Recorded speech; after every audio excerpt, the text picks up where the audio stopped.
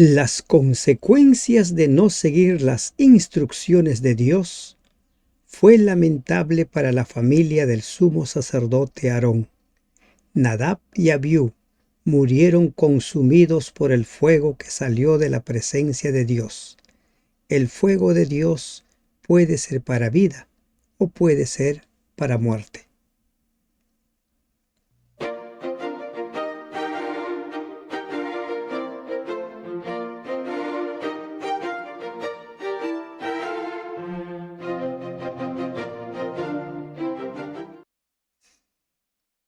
Perlas del libro de Levítico. El camino hacia la presencia de Dios. Bendito Padre que estás en los cielos, suplicamos, Señor, tu presencia en este día, para que nos dirijas en el estudio del capítulo 10 del libro de Levítico. En el nombre de Jesús te lo pedimos. Amén. Buen día, hermanos de esperanza. El capítulo 10 del libro de Levítico está lleno de enseñanzas para nuestros días. Allí se narra la muerte de los dos hijos de Aarón, dos hombres que recibieron mucho privilegio. Fueron llamados para ser sacerdotes, fueron instruidos para prepararse para el servicio, pero algo no estuvo bien. Algo falló. ¿Qué falló? ¿Falló Moisés en la instrucción? ¿No fue Dios muy claro en su instrucción? ¿Aarón no guió bien a sus hijos? ¿Qué es lo que falló? En última instancia, nosotros, los seres humanos, tomamos nuestra decisión. Nuestros padres nos pueden instruir. La palabra de Dios nos instruye, el Espíritu Santo nos instruye, pero somos nosotros al final quienes tomamos la decisión. Si tuviéramos que resumir en una frase este capítulo 10 sería: las consecuencias de no seguir las instrucciones de Dios paso a paso llevan a la muerte. Así, las consecuencias. Y esa gran verdad hoy en día muchos la pasan por alto. No quieren seguir las instrucciones de Dios tal cual está revelado en su palabra. Leemos el versículo 1 y este versículo 1 nos da toda la información de lo que sucede. Nadab y Abiú, hijos de Aarón, eran dos de los hijos de Aarón y por lo tanto eran sobrinos de Moisés. Después de Moisés y Aarón ocupaban los puestos más elevados en Israel y tenían muchas ventajas y privilegios. Habían oído la voz de Dios, habían estado con Moisés y Aarón en el monte de Dios, habían visto al Dios de Israel y comieron y bebieron. Éxodo 24, 9 al 11. Habían recibido grandes favores, pero no habían aprovechado esas oportunidades. Recuerden que después de su ungimiento estuvieron 7 días allí en el tabernáculo. Pero una primera reflexión es: ¿qué hacemos nosotros con las horas, con los días que tenemos para meditar? ¿Cómo lo usamos? ¿Cómo invertimos el tiempo? ¿Qué es lo que hacemos con el tiempo que Dios nos da? Nadab y Abiú, hijos de Aarón, tomaron cada uno su incensario. Cada uno. Y pusieron en ellos fuego, sobre el cual pusieron incienso. Y ofrecieron delante de Jehová fuego extraño, que él nunca les mandó. Aquí encontramos varias enseñanzas. Una de ellas: esta es la primera vez que se habla de fuego extraño. Y eso una vez más nos habla de que la revelación que encontramos nosotros en la Biblia es gradual y muchas revelaciones no están escritas, sino se nos dan a conocer a nosotros cuando suceden las cosas. Hay muchos que esperan leer cada detalle en la Biblia. Aquí no encontramos en qué momento Dios les habló acerca del fuego extraño. Pero para que Dios los haya consumido a ellos, es porque ellos han sido instruidos.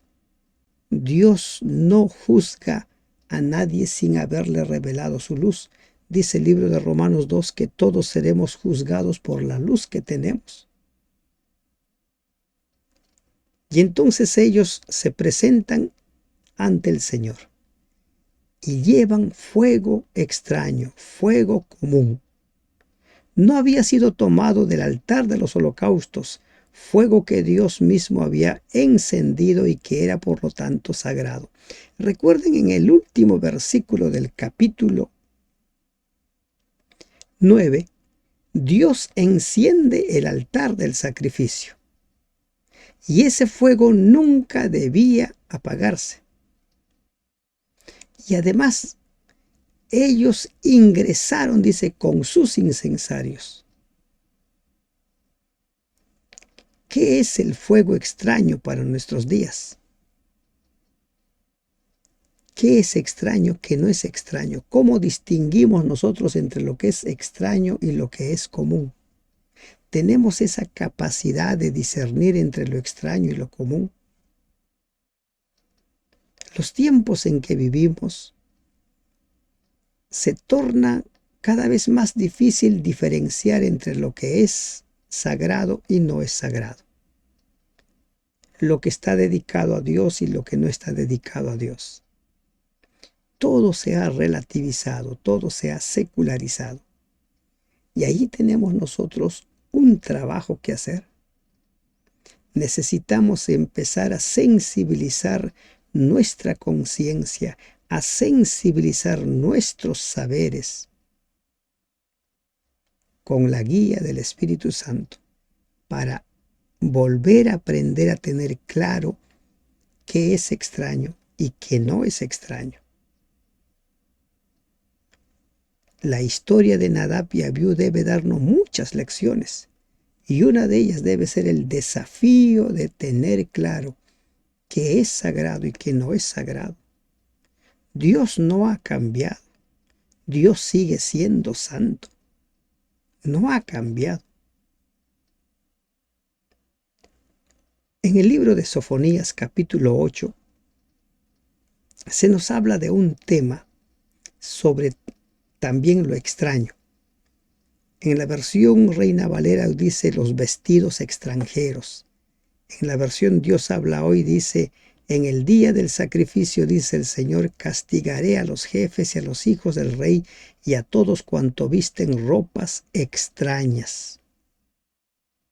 Aquellos que no se identifican con su Señor.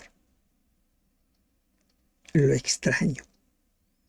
Vamos ingresando. En el versículo 10 vamos a profundizar aún más esto porque allí en ese versículo se desafía a que nosotros aprendamos a diferenciar entre lo santo y lo profano. Y salió fuego de delante de Jehová, y los quemó, y murieron delante de Jehová. En el capítulo 9 descendió fuego de Dios y consumió el holocausto.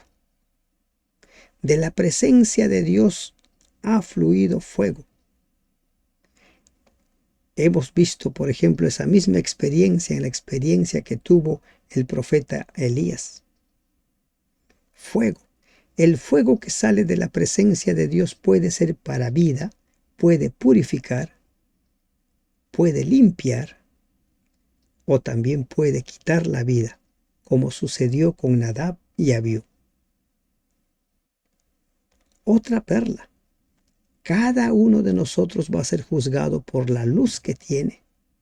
Y ellos tenían mucha luz. A mayor privilegio, mayor responsabilidad. A mayor luz, mayor la responsabilidad. Aquellos que ostentan puestos de privilegio de liderazgo debieran temblar con la forma como conducen al pueblo de Dios, porque a mayor responsabilidad, a mayor luz, tendrán que dar cuentas mayores ante el Señor.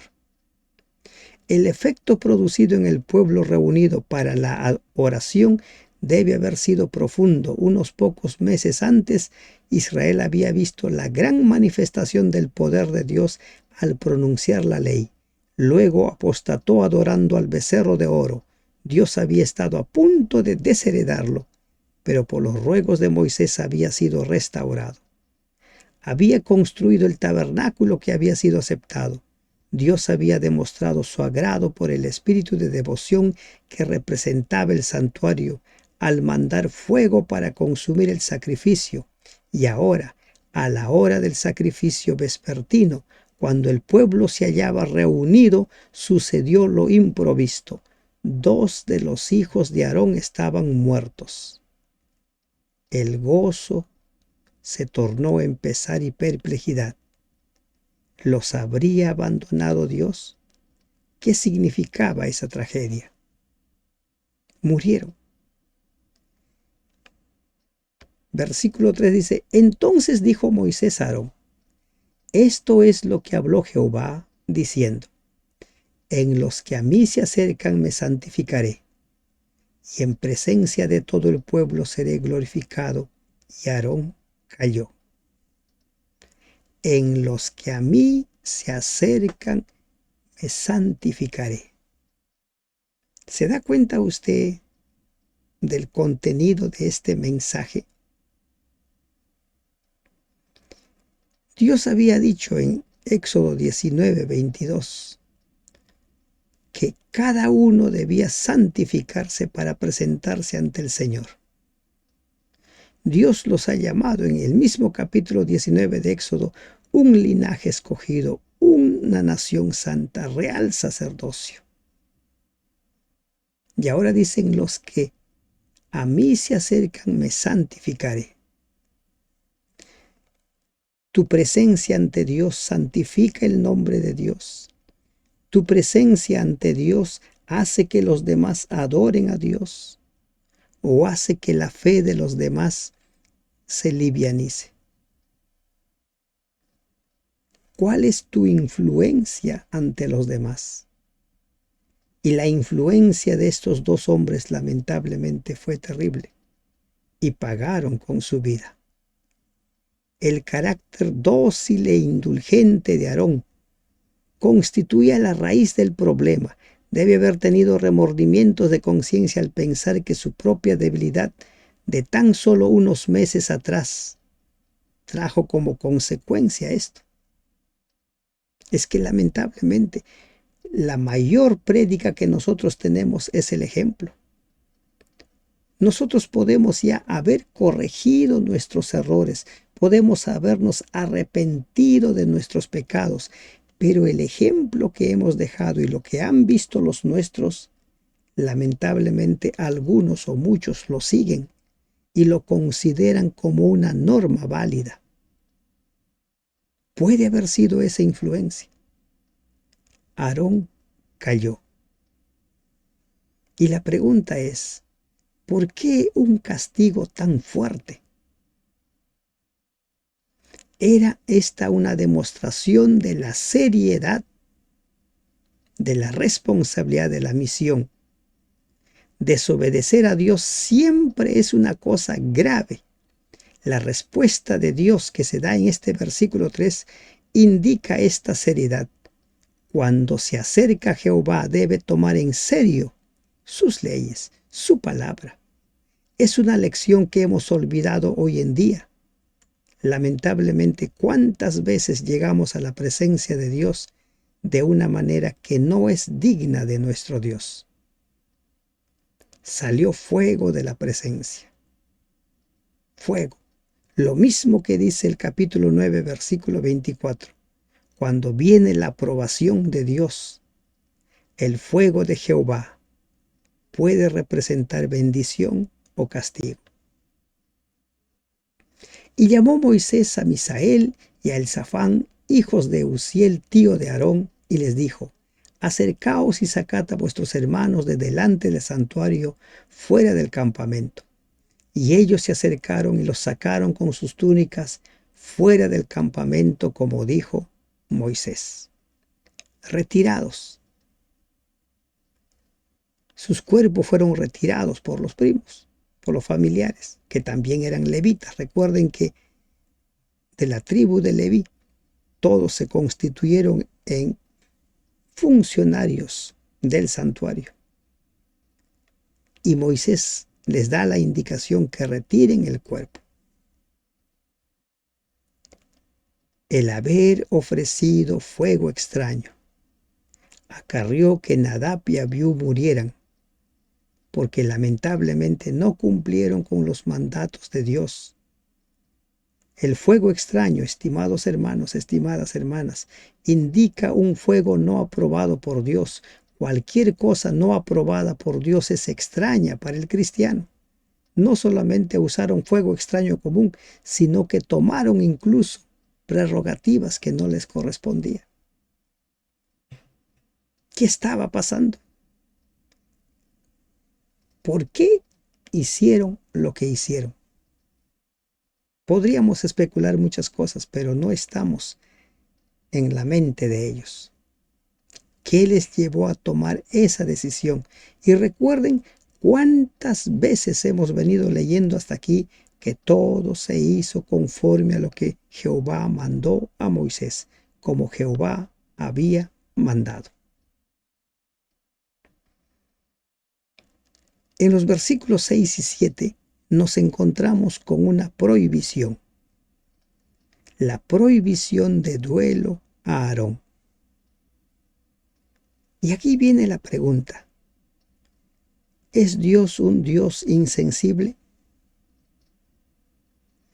Cuando se produce una muerte, hace unos meses atrás se escuchó en las noticias, se iba a jugar un partido de fútbol en España. Se produjo la muerte de uno de los integrantes del cuerpo médico y se suspendió todo. Se dejó sin efecto el espectáculo por duelo. Así actuamos los seres humanos. Ante una muerte reaccionamos de una determinada manera. Pero aquí encontramos nosotros a Dios dando indicaciones que aparentemente parecen insensibles, que aparentemente parecen sacados fuera de sí. Entonces Moisés dijo a Aarón y a Eleazar e Itamar sus hijos: no descubráis vuestras cabezas ni rasguéis vuestros vestidos en señal de duelo, para que no muráis ni se levante la ira sobre toda la congregación. Pero vuestros hermanos, toda la casa de Israel, sí lamentarán por el incendio que Jehová ha hecho. Ese día, tras la muerte de Nadab y Abiú, no quedó sin efecto todo el sistema de adoración. Todo el programa de adoración continuó. ¿Cómo entendemos esto? Miren, cuando Jesús muere, aquel viernes en la tarde, las mujeres preparan los ungüentos, pero como ya no llegaba, ya no daba el tiempo, sepultaron a Jesús en su tumba. Estuvo el sábado allí, no habían terminado de ungir el cuerpo de Jesús. Y recién el domingo en la mañana, las mujeres van al sepulcro para terminar lo que había quedado inconcluso. ¿Con cuánta seriedad se tomaba el tema de la adoración tiempos atrás? ¿Y con cuánta seriedad tomamos nosotros hoy en día el tema de la adoración? Y ahora Dios le dice: nada de duelo.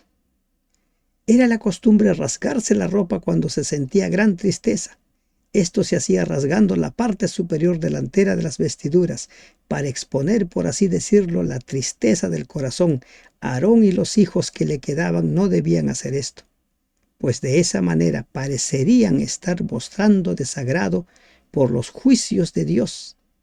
Tampoco debían descubrirse la cabeza ni presentar un aspecto desgarrado o desarreglado, según típica demostración de tristeza.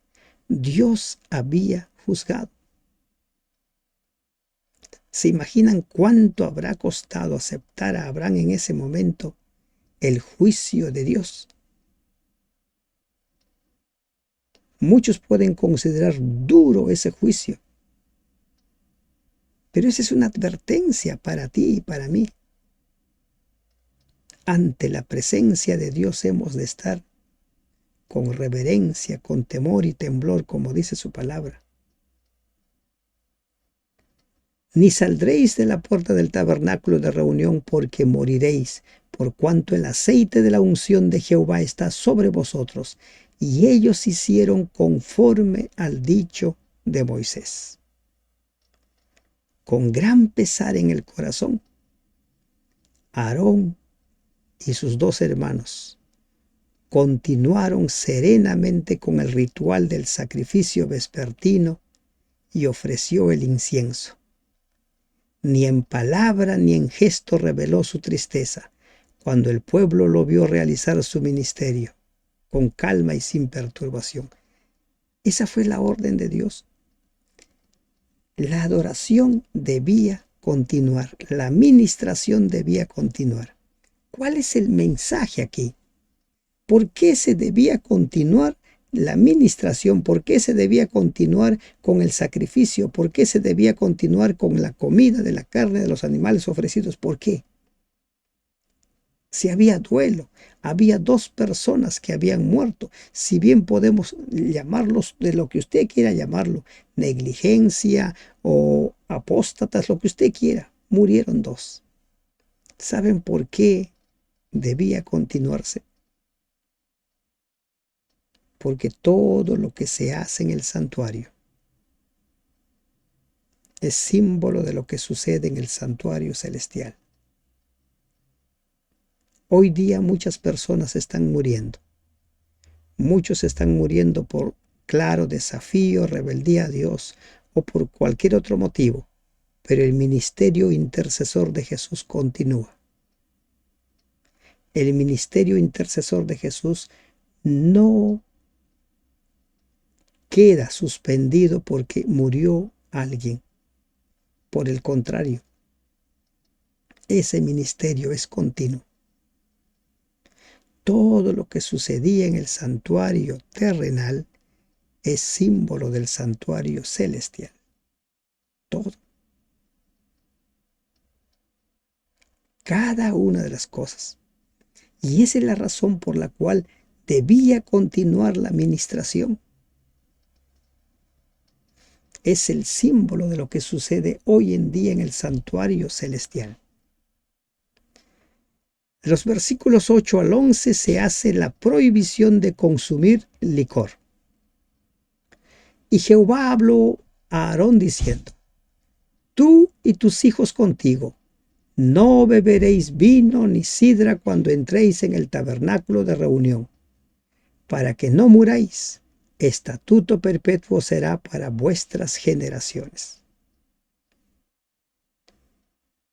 ¿Qué prohibición se está dando? Tú y tus hijos contigo, no beberéis vino ni sidra cuando entréis en el tabernáculo de reunión. ¿Por qué? ¿Qué es lo que sucede con el alcohol? Miren, el alcohol tiene efectos inmediatos. Uno de los efectos inmediatos del alcohol es la desinhibición. Otra, la euforia.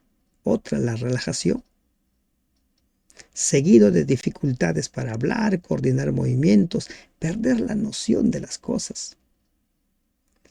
Algunos cuando empiezan a beber, empiezan a embriagarse, empiezan a actuar de una forma inusitada, rara. Todo se altera. Y los efectos del alcohol en la vida de la persona se dan en el inmediato plazo, en el corto, en el mediano y en el largo plazo. Pero en todo de ellos es nocivo. Hay quienes consideran que el cuerpo necesita una copita de alcohol diaria y lo hacen. Pero Dios dice claramente tú y tus hijos contigo no beberéis vino ni sidra, para que no muráis. Estatuto perpetuo será para vuestras generaciones. Recuerden que lo perpetuo tiene que ver hasta cuándo dura. Y el ministerio del sacerdote ¿está vigente o ya no está vigente? Recuerden Éxodo 19:5, Israel llamado a ser un reino de sacerdotes. Pues recuerden Primera de Pedro 2:9, en la iglesia de Dios llamado a ser una nación santa, un reino de sacerdotes, linaje escogido. Por esa razón es que los hijos y las hijas de Dios están llamados a abstenerse de todo tipo de licores. Ese ministerio continúa. Estatuto perpetuo será para vuestras generaciones, y ese sacerdocio se prolonga hasta el tiempo, incluso en la segunda venida de Cristo. En Apocalipsis 20, en el milenio, se habla de que todos los que participan de la primera resurrección, quiere decir desde el primer redimido, Abel posiblemente, en adelante, serán reyes y sacerdotes. Muchos quieren justificar el consumo de licor con el milagro que hizo Jesús del vino. Ahí hay mucho por hablar, hay mucho por ver, pero siempre cuando estudie la Biblia, estudie bajo el principio de que la Biblia no se contradice. ¿Y por qué razón no debían consumir ningún tipo de bebida alcohólica? Para poder discernir entre lo santo y lo profano, entre lo inmundo y lo limpio. Discernir entre lo santo y lo profano. ¿Cómo es que nosotros aprendemos a discernir entre lo santo y lo profano? ¿Dónde es que vamos a aprender a discernir entre lo santo y lo profano? En Ezequiel 44:23 se vuelve a tocar ese tema.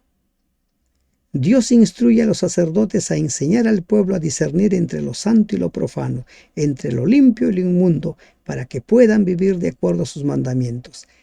El único lugar donde nosotros tenemos para aprender a diferenciar entre lo santo y lo profano es su palabra, es la Biblia. Y por esa razón es que necesitamos seguir las instrucciones de la Biblia al pie de la letra. Si usted le añade a lo que dice la Biblia su parecer, va a dejar de ser santo, porque ya está contaminado con su parecer personal. ¿Por qué murieron Nadab y Abiú? Por no ceñirse estrictamente a lo que Dios había dicho. Es la Biblia lo que nos va a enseñar a determinar qué es santo y qué es profano. La adoración. ¿La adoración en sábado es santo o es profano? ¿La adoración en domingo es santo o es profano? ¿Quién te va a decir es santo o es profano? La Biblia. A diferenciar, discernir, a dejar en claro qué es santo y qué es profano. Solo la Biblia. Porque no hay otra manera, salvo que usted tenga revelaciones directas en las cuales pueda aprender a hacer esa diferencia. Pero el medio más seguro es la Biblia.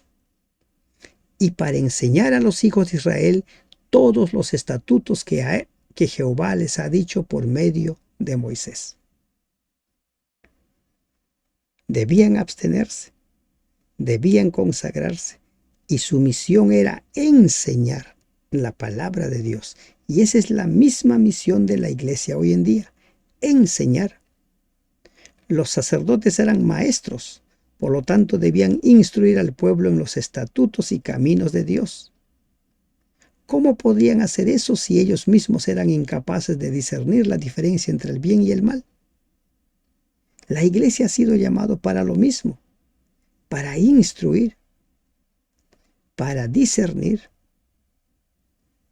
todos los estatutos que Jehová les ha dicho por medio de Moisés. No hay ninguna ley de Moisés, es por medio de Moisés. De los versículos 12 al 15 se da los mandatos sobre las comidas santas. Una vez más se reitera. Y Moisés dijo a Aarón y a Eleazar y a Itamar y a sus hijos que habían quedado: tomad la ofrenda que queda de las ofrendas encendidas de Jehová, comedla sin levadura junto al altar, porque es cosa muy santa. La ministración continuaba. Ya habían retirado los cuerpos de Nadab y Abiú, pero se continuó con la ministración. ¿Por qué? Porque la ministración no cesa, es continua. Es continua. Mucha gente hoy día dejará de vivir. La ministración de Jesús continúa. La comeréis pues en lugar santo, porque esto es para ti y para tus hijos. Continúan las instrucciones, y las instrucciones debían ser seguidas tal como Dios lo manda. Comeréis asimismo en lugar limpio, tú y tus hijos, y tus hijas contigo. Ahora se añade también a las hijas. Es evidente que la ofrenda a la cual se alude aquí comprendía también la ofrenda de paz, puesto que las hijas de Aarón debían participar de ellas. Capítulo 9, versículos 17 al 21, ya vimos este tema. Las ofrendas eran cosa santísima y solo los sacerdotes debían comer de ellas. Toda la familia, como también otras personas limpias, podían participar de las ofrendas de paz. Con las ofrendas de la grosura que se han de quemar. Insisto, esas instrucciones se iban dando paso a paso para que no quede ninguna sombra de duda. Y que dice al final del 15, como Jehová lo ha mandado. Repito una y otra vez esa parte. Eso tenemos que interiorizarlo, como Jehová lo ha mandado. Cada uno debe de interiorizar ello. En los versículos 16 y 17 nos encontramos con un problema. Y Moisés preguntó por el macho cabrío de la expiación, y se halló que había sido quemado. Y se enojó contra Eleazar e Itamar, los hijos que habían quedado de Aarón, diciendo: ¿por qué no comisteis la expiación en lugar santo? Pues es muy santa, y la dio él a vosotros para llevar la iniquidad de la congregación, para que sean reconciliados delante de Jehová. ¿Cuál era el simbolismo?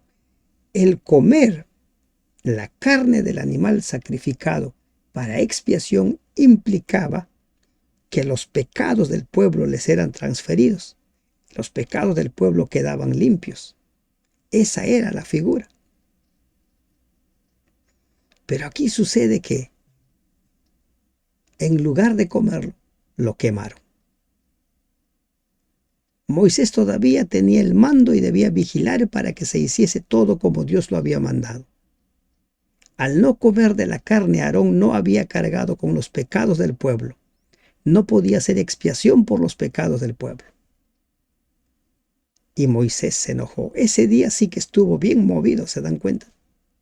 Ese día debe haber sido uno de los días terribles, como posiblemente usted alguna vez le ha tocado vivir.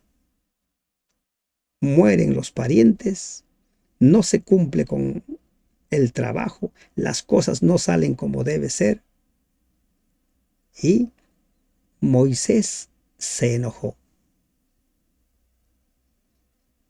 ¿Por qué no comisteis la expiación en el lugar santo? Tenía razón Moisés para enojarse. Fue un día terrible eso. La mansedumbre de Moisés era notable, Números 12:3.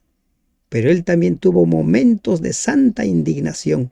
En un momento su indignación fue tal que arrojó las 2 tablas de piedra y las rompió en pedazos. Éxodo 32:19. Dios mismo estaba enojado. Éxodo 32:9-10. La ira de Moisés no se abatió de inmediato, porque al ver el becerro de oro lo hizo moler e hizo que Israel bebiera el agua. ¿Recuerdan las ocasiones en las cuales Moisés se enojó? Efesios dice que podemos enojarnos, pero no pecar. Hay ocasiones cuando es correcto demostrar santa indignación. Hay ocasiones en las cuales el enojo está justificado, porque el enojo forma parte de nuestras emociones. Hay personas que creen que es pecado enojarse. Enojarse no es pecado. Pecado es dejar que el enojo se convierta en griterío, se convierta en agresión. Eso es pecado. Efesios dice, airaos, pero no pequéis. Hay ocasiones en que es necesario, es justificado la indignación. Sin duda en esos momentos se aplica el consejo de Pablo, de Efesios 4:26, que dice, airaos, pero no pequéis. Y Moisés estaba muy enojado. No se había hecho las cosas. Imagínense ustedes, allí entra otro factor, el factor emocional. Si bien es cierto que Aarón era el sumo sacerdote ungido, los dos hermanos estaban continuando con el ministerio, pero nosotros somos seres emocionales. Y empezamos a llenarnos de miedos, de temores, empezamos a cargarnos de un sinnúmero de emociones. Ved que la sangre no fue llevada dentro del santuario, y aquí le vuelve a recalcar. Si la sangre era llevada dentro del santuario, no se comía la carne del animal. Si la sangre no era llevada dentro del santuario, se comía la carne del animal. Ustedes lo han visto. Y respondió Aarón a Moisés, he aquí hoy han ofrecido su expiación y su holocausto delante de Jehová, pero a mí me han sucedido estas cosas. Y si hubiera yo comido hoy del sacrificio de expiación, ¿sería esto grato a Jehová? Aarón sabía que la acción de comer la ofrenda por el pecado representaba la transferencia de los pecados del oferente, a quien la había comido, como Moisés lo había hecho. Pero después de lo ocurrido y sintiéndose particularmente responsable por ello, no se había sentido capaz de llevar los pecados de otros. Con los suyos ya tenía suficiente, no podía menos que sentirse apenado. Y aquí entramos en un dilema. ¿Debo dejarme llevar por mis cargas emocionales o debo seguir siguiendo las instrucciones de Dios al pie de la letra? Y ese será el dilema nuestro constantemente, porque de tanto en tanto nos encontraremos muy cargados emocionalmente según las cosas que estén sucediendo. Pero aquí Moisés se da por satisfecho. Y cuando Moisés oyó esto, se dio por satisfecho. ¿Pero implica esto que fue correcto? No dice la Biblia. Se dio por satisfecho. Hacer agradar, buscar que agradar a Dios, a veces nos cuesta entender y por eso es que necesitamos nosotros tener claro qué hacer, cuándo hacer, cómo hacer. Con las palabras de Aarón se muestra que Aarón no había sido negligente, que no había omitido su función a sabiendas, sino que lo hizo porque no se sentía como ese intercesor, ese mediador idóneo. Por eso es que Hebreos dice que Cristo es el único mediador perfecto. Los seres humanos estamos llenos de hierros. Una lección importante de este capítulo para nosotros es que Dios es santo y demanda santidad de su pueblo. El cristiano debe entrar en la presencia de Dios con reverencia y con respeto, dejando atrás todo el egoísmo y la soberbia que forman barreras entre la persona y Dios. Que Dios te bendiga. Amén.